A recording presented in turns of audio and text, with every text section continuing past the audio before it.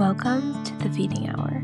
In this episode, we invite Emily Swan on to share her journey with her 2 young kids. Filled with 4 latches, weight loss, and tongue ties, to 2 healthy, intuitive eating children, Emily's story is a testament to making informed decisions and following your intuition as a mother. We can't wait to share Emily's story with you. Enjoy.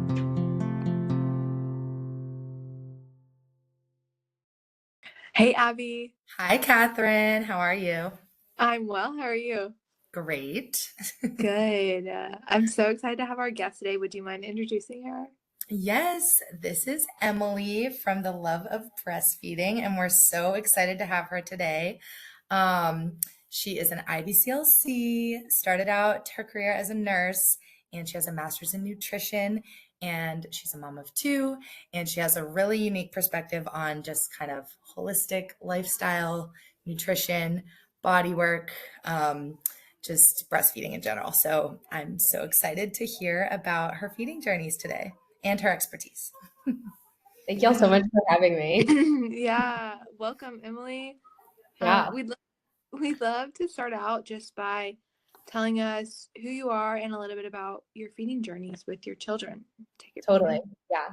Yeah. Well, like they said, my name's Emily. I run the Love of Breastfeeding on Instagram. My business is for the Love of Breastfeeding. I do virtual appointments, some in-person appointments when people want to make the trip. We were just talking about my farm. I live like 45 minutes outside the city. So like the people on like the southeast side, it's like 20 minutes. So they'll kind of make a trip for me. Sometimes people will make a trip from far, I guess, sometimes. But I try not to offer too many in person because I'm too busy. But and then I have a bodywork course that is like designed to improve breastfeeding outcomes mostly. So that's me in a nutshell. And I have 2 kids. Sully is almost 4, and it's crazy to say that I have 4 years old. That means I've been almost a mom for 4 years, which sounds so long now. And then Bowie is 18 months. So yeah, they're, the most important, best part of my life. And I was just on a podcast recently, and so this is fresh in my mind. My feeding journey with Solly, my daughter, was so hard. I was a labor and delivery nurse at the time, and I had started in the NICU, and so I felt this like totally fabricated, egotistical, like idea that like breastfeeding was going to be easy for me because number one, it was really important to me. Like I told my husband that it was a non-negotiable that my kids would be breastfed. Mm-hmm. And number 2, I was like, I've worked with like premature babies and gotten them to breastfeed. Like, of course, this will be nothing, you know? Mm-hmm. And I had a really hard birth. I had planned a home birth. I was in labor for days and days and days and like excruciating pain. And so I went to the hospital where I worked. It was such a relief. It's, I've talked about this so many times on other podcasts, so I'll like spare the birth details and get into feeding, but like I was so unaligned from like what I thought I wanted. Like I thought I wanted this home birth, but I was working 36 hours a week in a really medicalized hospital, like a inner city labor and delivery, where it's like I almost never even saw someone not on Pitocin, like let alone not an epidural, but like everyone on Pitocin, a lot of C-sections. So my midwife kept saying like, it's going to be really hard for you to have a home birth because you're living in this environment. And she was totally right. So I felt a lot of relief when I got to the hospital. I felt a lot of relief seeing like people in scrubs. Like I was like, thank God, like I'm safe now. And it was very interesting. And that really set up like just a whole slew of things where I felt really incapable as a mom. Breastfeeding was so hard. My daughter was a vacuum delivery eventually, and I didn't, but that will impair cranial nerves associated with suck, swallow, breathe. So she would try to latch, and she just looked like a fish that was like sitting on me. She wasn't doing anything. And it was really frustrating because I kept expressing to all the professionals, she's not nursing. And they're like, yes, she is, because she appeared to have a good latch. But there was no muscle involvement. There was no, there was nothing going on. And I'm sure you guys are familiar with in-hospital lactation. They just see too many people. They're so busy. Like they were pretty much looking at me from the door. They knew I worked there. They weren't concerned about me. They're like, you're fine. She's fine. You're doing great. So hard to be dismissed so early in your journey. It Yeah. really is. And if I do nothing else when I see a mom, I try and validate what she's going through. At the very least, There's a problem, there's probably a problem. there's probably a problem. And it's like, you know, on some level we have like this like massive issue with like maternal anxiety where like there are women with like intrusive thoughts and like they're like so worried about their supply. So on some level it's like, I promise you you're okay. But Right. on another level, when a mom is like, no, seriously, there's something wrong, we don't dismiss that. Like that is like red flag number one. They're saying something's wrong. So I got home and I had so much breast milk. Like I've always been a big eater. I was just telling them before the show. I was vegan when I was pregnant. I was super sick. Vegan, vomiting every day, but I am an eater. I will eat. I've never been one of those girls that's like, let me just have a rice cake for breakfast. Like I am going to eat. And I truly think that that will set up a good milk supply in most situations. So I had so much milk, which helped because she wasn't nursing at all. So I was just like flooding her. And so she was bare minimum, like with the ½ ounce a day weight gain. But I still kept telling all these people, she's not nursing. Like, I felt like I was like dinging a bell, like, hello, no, like, no one is Right. listening. She's Oh not my breastfeeding. gosh. Screaming. So were you pumping at all during this, or you were just your supply was just like helping her along because it was Just so pouring. And I tell moms all the time, if you bring your baby to breast every time they want to nurse and you keep them skin to skin, at least in that first 2 weeks, you will probably save your milk supply. Even if their latch is terrible, that is like bare minimum to save your supply. And that's very true. Like she was not nursing even a tiny bit. And I still managed to not have to pump in that time. It was just because I kept every like hour trying and trying and trying. And the body recognizes that. So yeah. at like the 2 week mark, she started latching very, very little, like sometimes like, and then we got into the situation where like, it was like, is she going to do it this time? Is she not? And she would scream a lot. And so before every feed, I would get like so much anxiety. Like I'd be like feeling sick to my stomach thinking about, I would just be up at night, like, oh my gosh, she's going to need to eat again in 30 minutes. What am I going to do? Like, it was very stressful. And Was it painful when she was latching, or you were no, just so anxious that she wasn't nursing? she would get really frustrated. And so then I would get more anxious. She would cry. And so it'd be Yeah. like on and off and on and off the crying. And but no, never painful because she was hardly doing anything. She was Right. she was not compressing any nipple or breast tissue at all. Oh my gosh. So when she was on the breast, she was just kind of like you Hanging. said. She would do the like attached. butterfly thing sometimes. Okay. And honestly, because I had so much milk, sometimes that would just help. But she Yeah. was living off my letdown. She was like barely, every once in a while, she would nurse like semi okay. And so I had it in my head, like, she can do it. But like each feed was like, are we going to do it? Or are we going to cry for an hour? Yeah.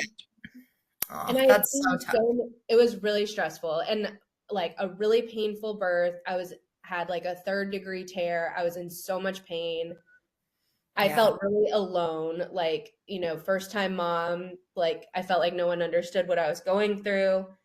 And I was seeing lots of people, like I saw outpatient IBCLCs. I saw the pediatrician who had an IBCLC, you know, name attached to her, but I didn't know that that means they don't practice any sort of breastfeeding help. And so she, from her clipboard, also told me Sully was nursing fine. And so I was like going crazy. Like, if this is what breastfeeding is, then this is terrible. I hate this. This like, Oh my gosh. Good. I just want to say I relate to this story so much. And it was at the same time, my son's also almost 4. And like I was being dismissed by all these providers too. And I just feel like when you're in that situation, you're just kind of like, you're like, am I going crazy? Because you're like, well, I know I want to breastfeed. I know this is important to me. But number 2, like, if everyone's telling me it's fine, but it's not fine, like, that's just so frustrating. so Yeah. stressful. And moms have such a soft spot in my heart when they're going through something like that, because it's like and it's in our biology to breastfeed these babies. So it's like we're doing literally everything we can and it's not working. And it's just, and then you see people and they're like, I did finally see someone. I think I was week 3 postpartum. She was a good lactation consultant. She didn't do any intraoral like, evaluation. So she wasn't like So well trained. Yeah. yes, but she was very kind, and she had been doing it a long time, and she goes, "Oh yeah, that baby's not nursing." And I was like, Thank "Thank you. you." Thank you I'm not So crazy. good. Like, it was seriously that I left that visit, and that at this point Zoe was like not gaining a lot of weight too, because we're at week Yeah. 2, so it's like you can't just go on like that forever. And I burst into tears. I was like, thank you so much. And she was so kind and so wonderful. Her name was Lois, and she held my hand and she said, "How long do you want to nurse for?" And I was so weepy, and I said, "As long as she wants. Like, I'll nurse this child until she goes to college if she wants to." And she was like, "You're gonna be okay. It's gonna like," because and I agree with her that there is a level of like, I am gonna do this. I am not gonna stop breastfeeding. And she said, "Go home, make her live skin to skin, do a lot of breast compression, and we'll check back in." So like that is not fixing the problem, I just have to say, but it does help Still us. a Band-Aid, but And it it did mentally got you through. so it was like just we were like an inch further, and that made me feel better. So, and then right around that time too, there was one night where she just was so screamy. I was getting really stressed, and my husband like was trying to be helpful, gave her a bottle, and I felt like someone had stabbed me in my heart. Like he was really trying to help. Like I like went downstairs and I came back up and he was giving her a bottle, and I was like, "Oh my God," like Get that away. I was devastated. And my midwife had come over to check on us, and she said, like, if you give her a bottle now, you're not coming back from that. Like, there's no coming back from like bottles right now. And she's absolutely right. But I still felt just really alone. Like I had to like figure it out, or we weren't gonna do it. Why do you think that she was so why do you think they were so scared to even try a bottle, like just in the meantime and pump, or were you like just so committed to trying to do it without? I think, well, my midwife, my home birth midwife was very, very, very holistic. Like they're Yeah. like anti-pumping, which is, Yeah. I don't want to pump either. And I don't want to give pumping to someone who doesn't want to do it. Yeah. But looking back on it, it's possible that like pumping and bottle feeding might have been like Another Band-Aid, maybe. But I do agree that because she was able to nurse sometimes, my midwife was essentially saying like, if you give in and you start doing some bottles, you're taking the easy way out, and then anytime she has a hard feed, you're going to want to do a bottle. And I kind of agree, like she needed to like persevere. And that's not the case for every baby, especially if you are like teetering on your supply. You got like, I'm sorry, but like you have to do some like pumping, otherwise. But you still had the supply that I still had the supply. Yeah. So, and I truly like wasn't concerned about her weight. I was more concerned about the fact that she was screaming every time I tried to nurse her. Like that it was so stressful for her and so stressful for me that I was like, this seems not right. I don't care what she weighs. Like she will eventually gain weight, you know? And so I wasn't super, the pediatrician was more concerned, but I wasn't concerned about that. Yeah. So at right around 4 weeks is like a switch flipped. Most of our feeds were better. I was totally in alignment with my midwife. Like, I just need to keep powering through. Nice. But then she started having severe silent reflux because she's not really nursing. She's just gulping.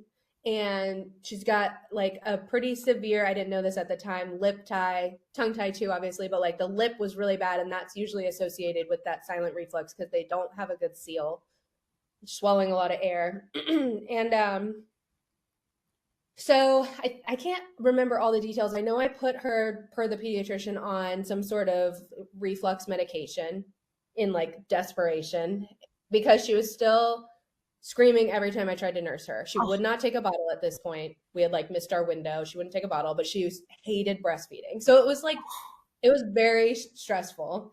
She hated the car seat.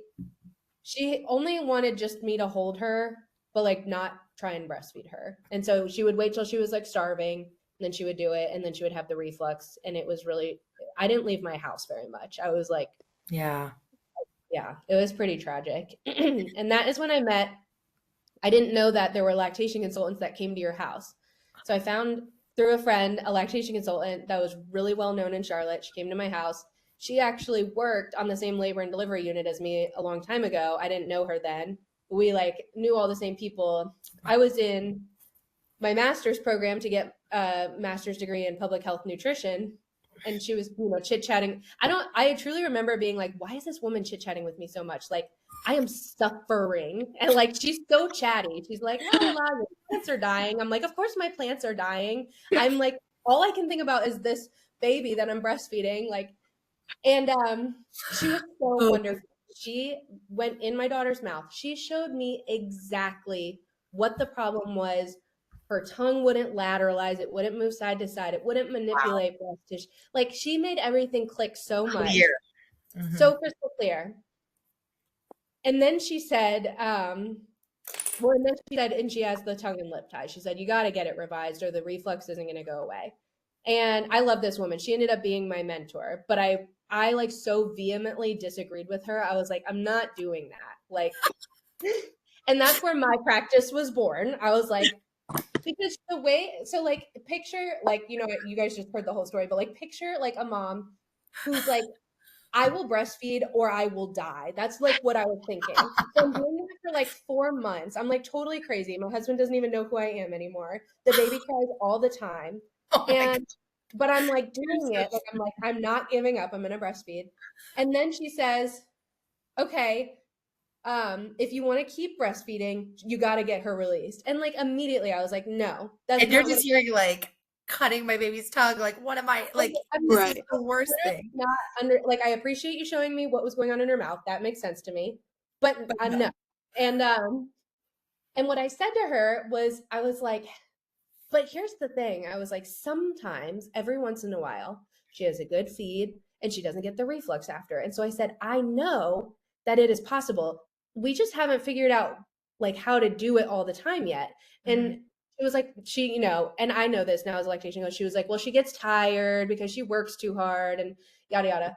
And I was like, no, I was like, I just know that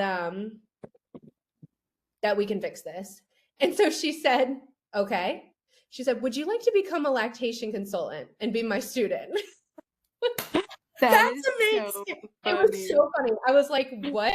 No, I hate this. I hate breastfeeding. And she was like, no, you're going to be really good. You should be a lactation consultant. And I was like, okay. So literally like in 1 hour of seeing her, I like signed up to take my lactation IBCLC like class.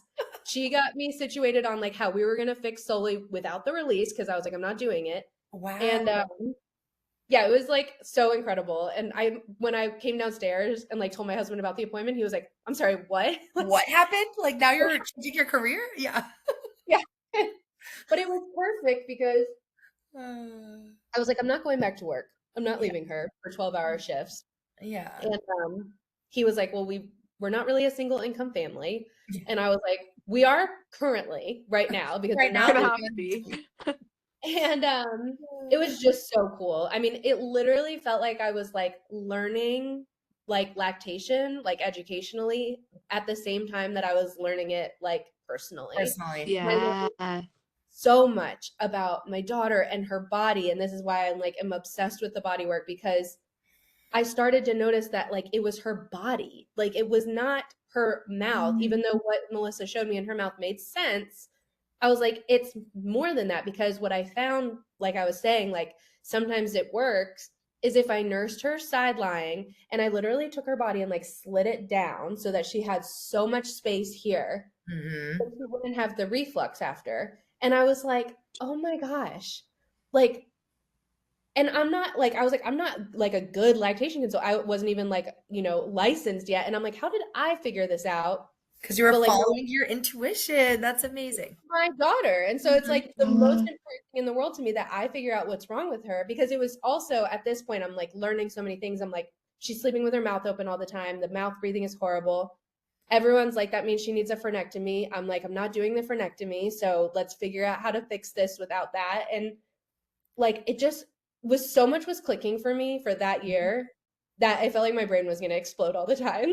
And then you have like this little, like, you know, obviously your personal experience, but also like a test case That's to work literally, with. yes. And I felt like she was like teaching me, like she was like showing Mm. with each thing, like, because then she needed to crawl, but she was doing this like one-sided movement. And I was like, intuitively, she needs to move both hands, but like she can't. She can only move on that right side. And so it's like, okay, well, let's stretch out that left side. Like, I don't know how to do that, but I'm going to give it a go. And then literally within 2 days, she started crawling. Like, so intuitive, so amazing. And I got my IBCLC. I did a year of like mentorship with Melissa. She is like phenomenal. She would bring me to like the home births so that I could offer these people another option for a frenectomy. Because if they didn't want one, she was Yeah. like, I think you need to have one, but Emily doesn't. So why don't you like continue working with Emily? Wow. Yeah, That's really, she's amazing. so wonderful. Like a very So you never had to do it. You were able to do it all with body work with her. yes. And I'm not gonna lie, and I tell moms this when they like buy my course, because my course is very like focused on like preventing those like airway issues if you have the tongue tie diagnosis. It's not an overnight fix. No. Like you don't go to anywhere and just overnight, even if you get the frenectomy, that is not an overnight fix either. Yeah. And so with Sully, I think it was like a whole year before she was really most of the time sleeping with her mouth closed. And she even started to develop the tonsils and adenoids situation because, she was like 2 years old of mouth breathing. But I was like, I'm going to keep an eye on it, but I still think that we're going to like get past this. And we did. And so now she's almost 4. Every night the mouth is closed and the tonsils and adenoids have shrunk. Like, it's just truly so remarkable. I could talk about it forever. Okay, so a follow-up question to like when you're Yeah. feeding her, just as like a student newbie. So when you were feeding her and you said you slid her down, you were inside lying and then you slid her down, like, and it, like, what do you like? You like moved her neck back, or she was latched. So I wait for her to get latched. And if you've ever seen like a baby sideline nursing, they sometimes will like kind of like get the shoulders up so that they feel like they can like get on there and latch. And that's usually like a body compensation. And so I'd wait for her to be latched. I'd wait for her to be like going, so because you never want to like interrupt a baby right when they get on. But then I would take her by her hips and slide her towards my feet. And so she would stay latched, and what it would do is pull that chin forward and up. Mm-hmm. Amazing. That's like my like favorite like So to do. Well, you go first, Catherine, then I have something to say. I was just gonna say, like, it just sounds like it's really informed by your nursing, by like all of that background. Like perhaps if you didn't have that, then you wouldn't be like as comfortable to be like, no, I'm just gonna move her body this way. You know what I mean? Yeah. So I think that's really cool. I just think this whole thing is, well, first of all, like, I just love the whole idea of like our babies as our teachers. Like, and I feel like my second baby was similar to this in the fact that I was like, I don't really want to go through the whole tongue and lip tie again if I don't have to. And like immediately I noticed that I don't think she had it as bad, but she did have a tight lip and she did have a tight neck. She was like, and so I was like, okay, I know I'm going to have to do some body work stuff. And I have taken her to people like chiros and things, but I've also done it a lot on my own, just intuitively. And like watching your information online and stuff, I've been like doing a lot of like shoulder massages and like getting her to stretch out her neck. And I feel like her crawl's getting better. Like she's 8 months or almost 8 months now, but like I do think that you can kind of of course professionals are always so helpful, but it's also your mom gut and like using what you learn professionally and from providers to try to like work on it during nursing, because when they are feeding is when like, like they're in whatever position we put them in. Like my daughter was always like in cross cradle like this. And then now if I noticed too that like when we would nurse at night inside lying, she would seem more relaxed. And like, I was like, why don't I just find a way to do that during the day? That's why laid back nursing is such a good position. Like during the day, because we do crunch them up. We mean to, but it's like, and it's not even our fault, because I actually think that we didn't used to do that like hundreds and hundreds of years ago.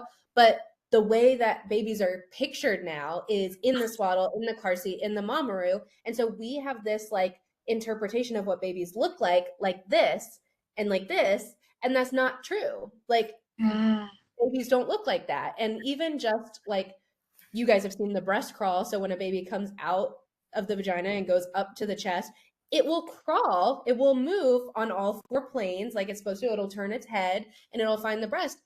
We don't let babies do that anymore. We immediately inhibit their movement. And so, of course, we picture them as these like kind of squishy, like curled up beings when they're really not. And yeah, I think and like even the whole thing about the startle reflex, like how we're actually supposed to let them startle and stuff. Like people are so freaked out about that and want to just swaddle them up, but it's like no, you actually should like let them work out their reflex. Makes so much sense because when I worked in the NICU, like we had to be so good at swaddling because they can't get their IVs and stuff.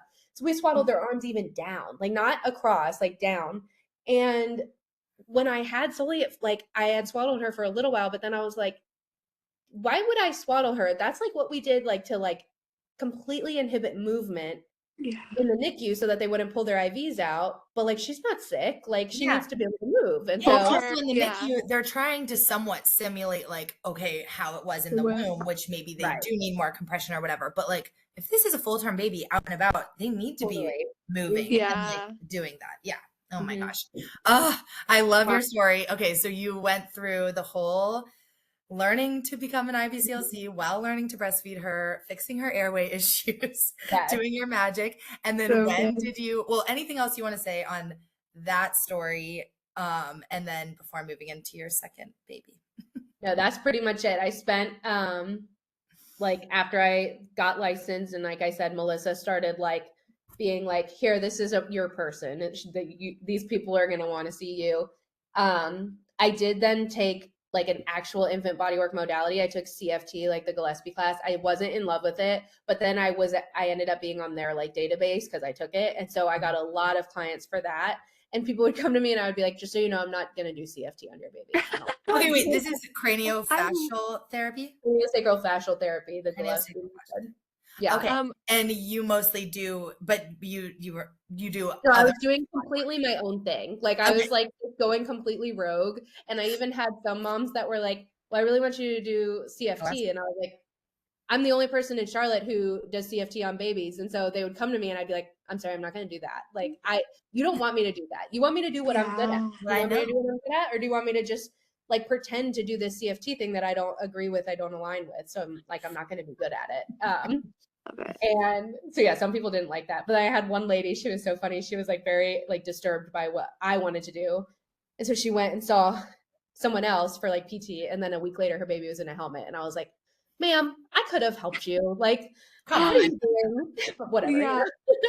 Well, it's like, I just feel like just as a side note, just about you as a person, like, I feel like your authenticity has really just helped like in your journey so much. Like the IBCLC being like, you would be a good IBCLC, you know what I mean? Because you're honest, like, and people respect that, you know what I mean? Like, I don't want someone ego driven and telling me whatever, all their letters after their name. I want someone to tell me what has worked and what does work based on their story and their truth. Anyway, go ahead. I agree. And there's like 20-ish IBCLCs in the Charlotte area, and it's so like competitive. And I had someone reach out to me the other day and they were like, hey, just so you know, I heard that such and such midwife isn't going to refer to you anymore because you don't believe in frenectomies. And I was like, okay, like, but it's like, you're not saying you don't believe in tongue ties. You're just saying I have a different approach that let's see if it works. Like, oh, totally. And I have plenty of moms that go get a frenectomy. Like, don't get me wrong. If you want to go get one, that is not what I'm talking about. Please, let's make a plan. Let's go do it appropriately. You're just saying, let me try to offer another approach to see, like, and really what the best result that come by me are the ones that they've seen other lactation consultants or other chiropractors or providers who say you have to go get a frenectomy. And no one wants to be told that they have to do something. And a lot of women in this space, in this world right now, feel yuck about that. Like they're like, I don't know, I don't want to do a surgery. And so sometimes they just need education on what the frenectomy process looks like. And that's fine if they're like, you know, because I can feel them out. It's like, well, what are you worried about? And we walk through it. It's like, okay, it sounds like you do align with a frenectomy. Would you like me to explain the process to you so that you feel more informed? And then you can decide. And some women I can tell are like, that makes me want to cry thinking about my baby going through that. I can't do that. And it's like, okay, then you need another option, because Yes. how are we going to tell those women, even though Then that you makes just me want to breastfeed. cry, we're just going to go do that anyway? Or we Yes. say, or your baby will never breastfeed, or they'll develop airway issues. Like, it just, we're not putting them in a place of like empowerment, making them feel good at all. They feel horrible, and it just keeps happening over and over again. And how are we to know that? You know what I mean? Like, as Exactly. professionals, like, how are we to know that if you don't get a frenectomy, your baby's not ever going to breastfeed? You You know don't what I know. mean? Like, They might be yeah, completely exactly. fine. Like, And I think this is just so important to have this discussion, because it's like, okay, like you are always in charge of your medical decisions for your family and your baby. And like you can deal with every other surgery and, approach. It's like you're going to always deal with whatever side effects come with the path that you choose. So like, absolutely. yeah, maybe like with my daughter, like maybe I could have gone this whole tongue tie route or lip tie route, and I wouldn't have had to be like working on these things. Absolutely. But like the cost benefit for how, like, because she was doing so well, like in my eyes, that I was like, I think we can address this from a holistic way. And that's exactly what I tell moms. How are you going to sleep at night? Like, that's Yeah. how you have to make your decision.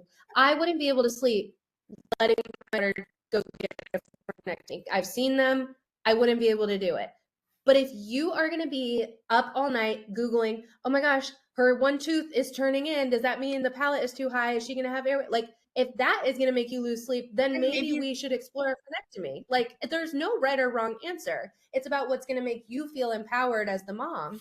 And also, you know your baby the best. So, like, for us to say, well, statistically, if they do blah, blah, blah, blah, blah, they're more likely to have blah, blah, blah, blah, blah. We might be able to say that as professionals, but a mom might look at her baby and be like, no, I don't think that's going to be a problem for my baby. Like, I just don't think that's going to be an issue. Like, solely, I knew. I was like, I see the tonsils and adenoids situation coming, but I don't see any problems with speech. Yeah. Like, she was my baby. I was like, she's not going to have a problem with speech. But I could see the tonsils and adenoids thing coming. Yeah. And so it's like, okay, I'm going to keep an eye on it. I'm going to mitigate it as it comes up. If down the road we need to do tonsils and adenoid surgery, guess what? They can do the frenectomy in there too, because she'll be asleep. So like, whatever, and these are just informed choices, just like with birth stuff. There's just informed choices. We and always informed compare this to birth, because we're like, okay, if birth, we don't have all this, like we do have, I guess there is some stigma and judgment, but it seems a little more accepting that like, you know what, we don't have quite as much control over everything with birth. And like we have different things that we want to try, but like whatever. But same thing with feeding journeys. And that's honestly why we want to do this podcast, because we're like, if we bring more light to different feeding journeys, then maybe people will realize that like you're just making the decisions that you can at the time. And okay, what happened nothing is really urgent. Like there is no urgency. As long as you can save breastfeeding in some way for a period of time while you make a decision, there is no urgency. And you always, you always have a choice, like I think if you're ever talking to a professional and they act like you don't have a choice, you need to run away. Yeah. Like, because you always do. So anyways, I agree. Okay. So then how did you approach it with number 2? So with my second pregnancy, I made it a point to do all of the like preventative tongue tie things. I was obviously I took folic acid with Soli. So I didn't do that anymore. I was also eating meat. We were vegan when I was pregnant with Soli, and I wasn't vegan anymore. So I was eating a lot of meat.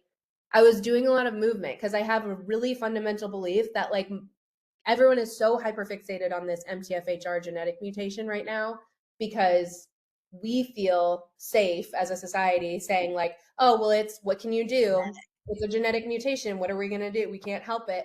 But what we don't like is hearing that there are things we can do to prevent something, because then we feel like we need to like take all this blame if it doesn't go the way we want it to. But I fundamentally believe that our sitting is the main problem. I really do. Every baby that I see now in person, before the mom even tells me, I'll be like, this mom works in an office. And then I let her talk and I look at and I say, do you work? Are you going back to work? Yeah, I work. Where do you work?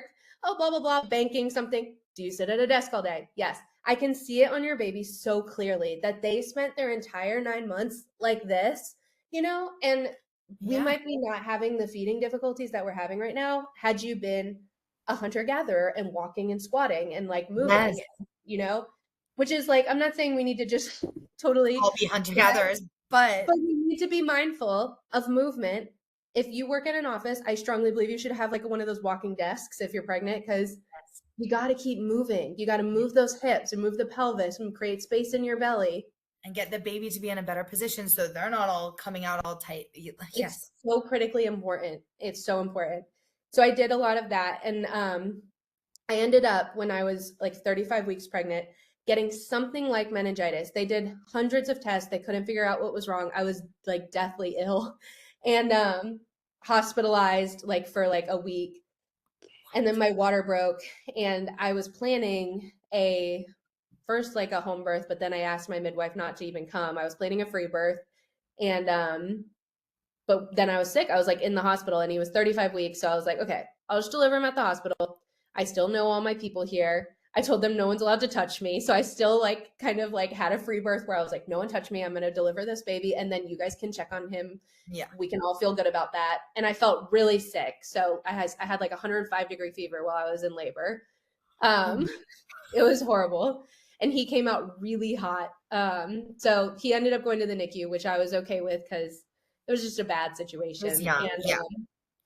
But knowing what I know and being who I am, I was all over them in the NICU. I said, do not feed this baby. Do not feed him.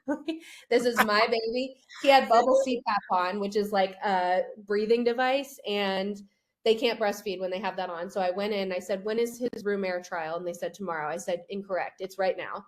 We're going to take it off. We're going to see how he does. And if he does well, I said, I'm going to breastfeed him. And they were like, okay, that's fine.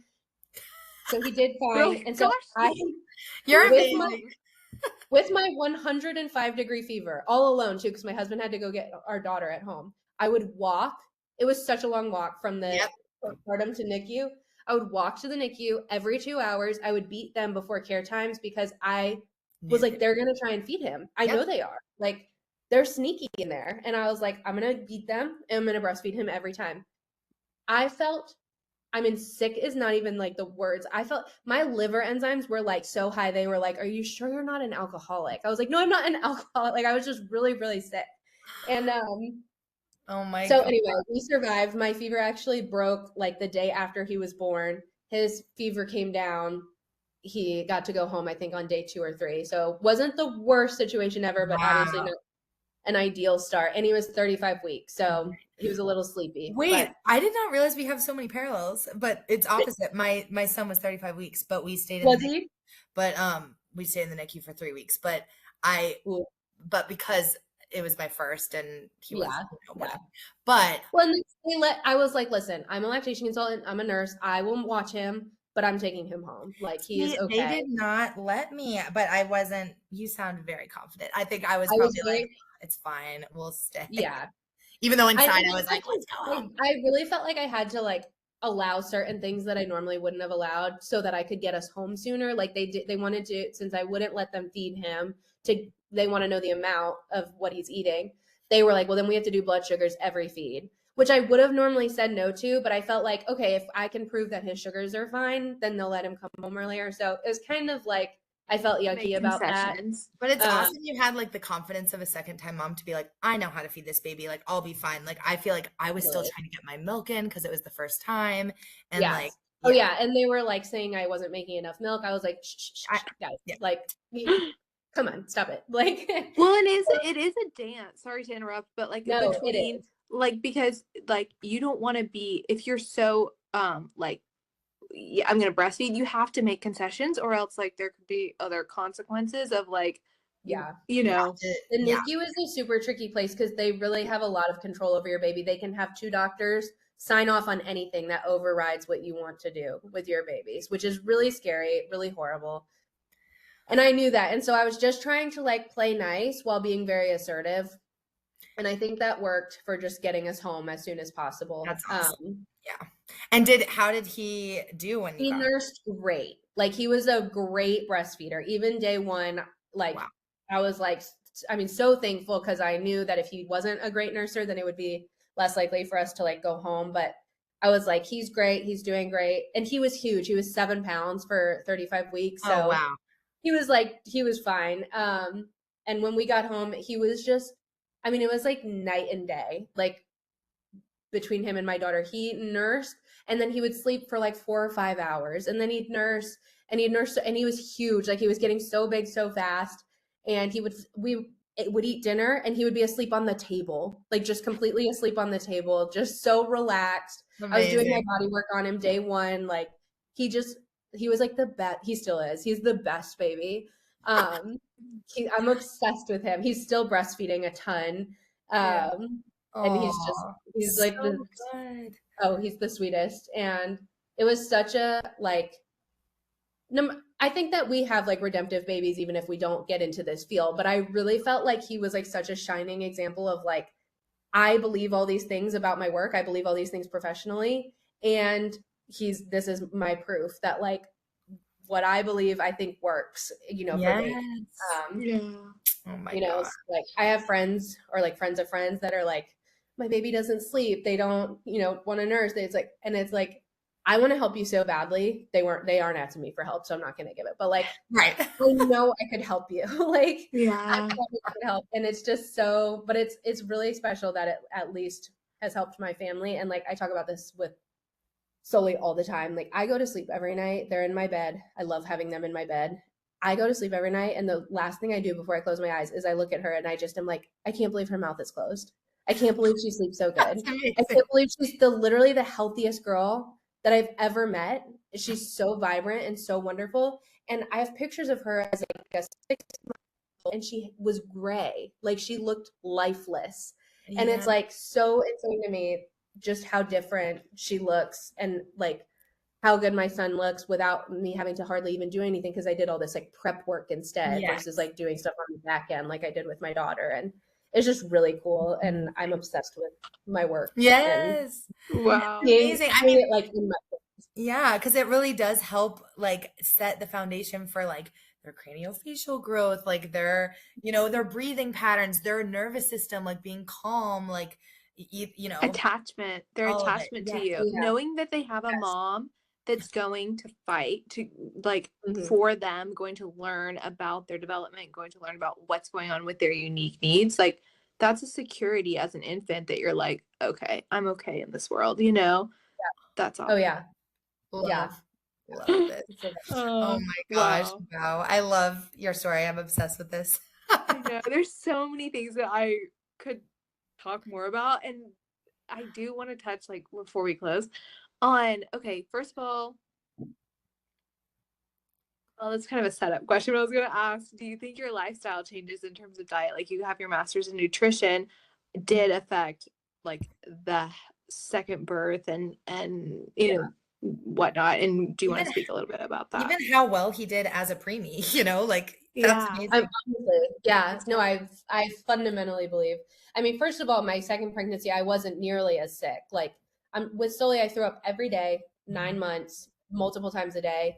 Could not eat anything but like pretty much sugar. And with Bowie, I had like first trimester like sickness, but like mostly I like ate lots of meat. I ate lots of like broth and fish, and like I just felt so good.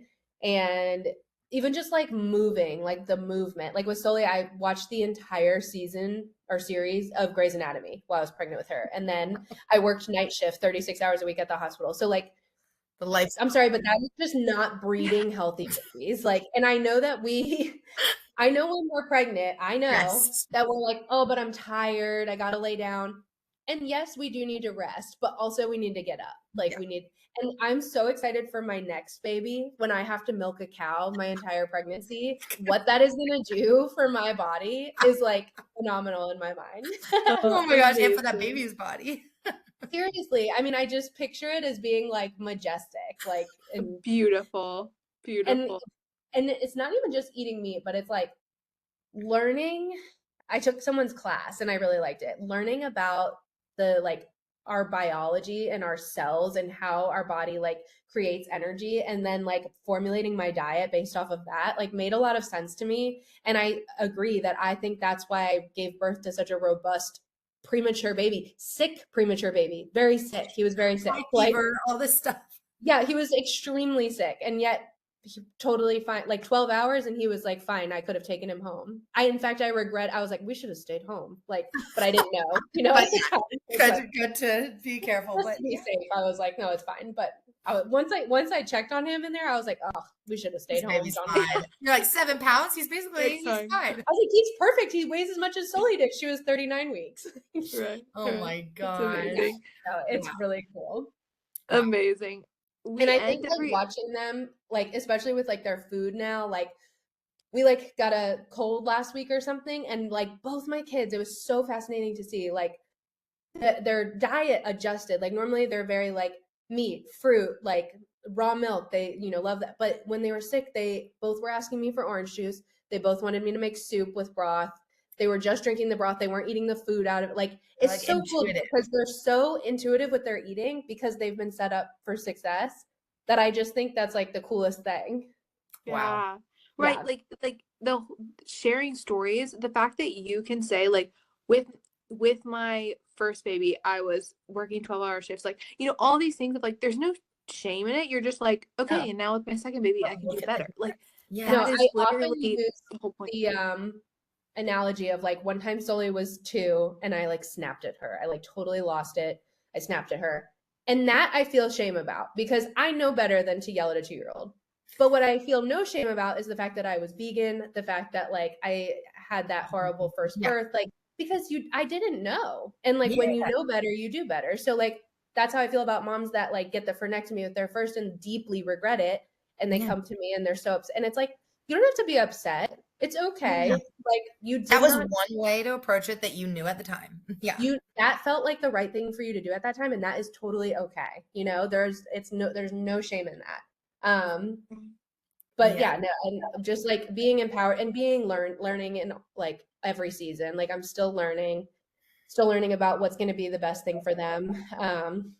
Yeah, and if you're hearing this and you're like, okay, but yeah, I that's my job. I have to work 12-hour shifts. I have to be sitting at a computer all day. It's like we have so many ways that we can be creative, like you said, like walking pad or like just going on a walk every day or just like doing squats in your office, like set an alarm every time you go to the bathroom, like go do some squats if you're pregnant. So many things we could do. And I even am of the belief that we have a lot more choices than we think we do. Like my husband, when he was like, you can't quit your job, we need the income. And I'm like, we're going to have to make it work.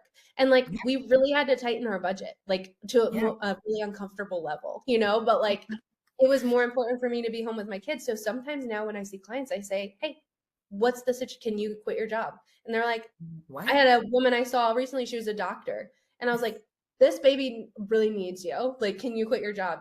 And she did. She quit her job. I'm sure her husband hated me, but she quit her job.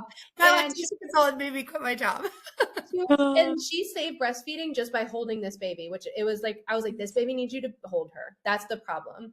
And she was like, I'll go back to work when she's 1. And I was like, I love that. We have a lot of options. We just think we don't sometimes. And we put ourselves in this kind of like box of like, I don't have any choices. We actually have plenty of choices. It's just some are more uncomfortable.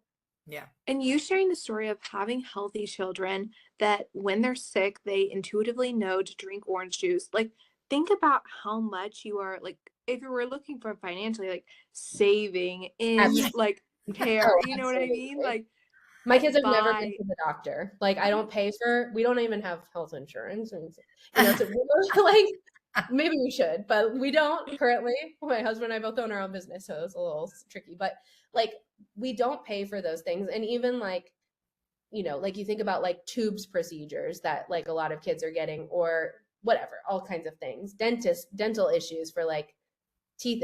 My kids I don't pay for anything like that. And we don't pay for formula. Like we are saving money in the long run. Different ways. It's just different. And having healthy children is invaluable. Like you would do literally anything to. I would quit my life. Like I mean, you know what I mean? Like it's just, beautiful. Love this discussion. This is great.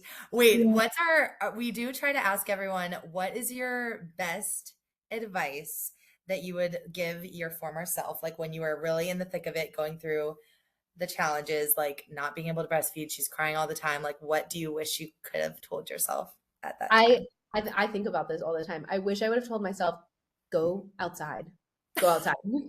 Like, you cannot solve a problem in the situation the problem created. Go outside.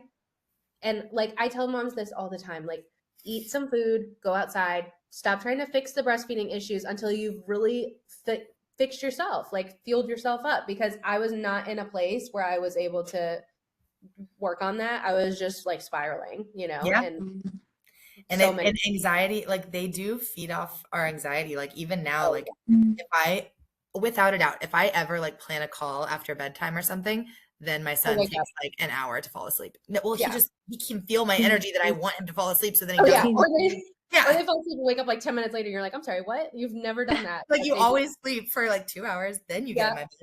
Yeah, no, I totally agree. They're so sensitive to us. And that's because they are attached. They perceive safety through us. So if they don't know that our anxiety is about them eating, but they know that we have anxiety and we're worried about them. And so then they're like terrified, you know?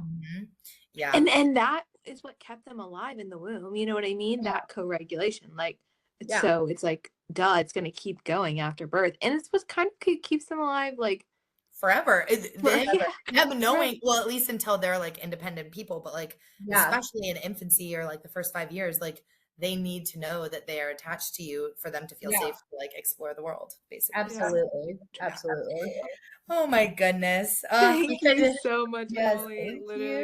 Thank you for having me. Yeah. Love this.